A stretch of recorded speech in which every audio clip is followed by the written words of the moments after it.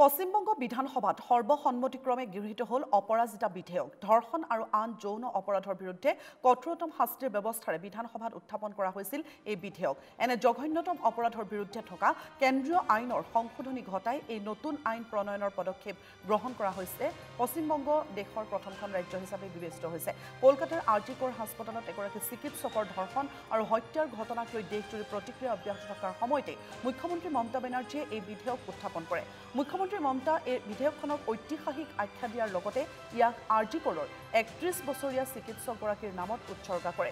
Aparajita women and child বিধেয়ক ২০২৪ত ধৰ্ষণ আৰু আন যৌন অপৰাধত লিপ্তসকলৰ বাবে মৃত্যুদণ্ডৰ লগতে আন কঠোৰতম শাস্তিৰ ব্যৱস্থা আছে। ইয়াৰ উপৰি এই বিধেয়কখন আইনত পৰিণত হোৱাৰ পিছতে যৌন অপৰাধত লিপ্তসকলৰ বিৰুদ্ধে কঠোৰ শাস্তি বিহা হ'ব।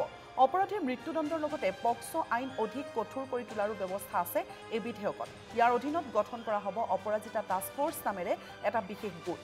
চিকিৎসকসকলৰ কৰ্মস্থলীত CCTV কেমেৰা স্থাপনৰ লগতে নিশাৰ ভাগত কৰ্তব্য সম্পাদন কৰা চিকিৎসকক প্ৰদান কৰা হ'ব বিশেষ নিৰাপত্তা। নিশা চিকিৎসালয়ত কৰ্তব্যৰত আন মহিলা কৰ্মচাৰীৰ ক্ষেত্ৰতো গ্ৰহণ কৰা হ'ব অনুৰূপ ব্যৱস্থা।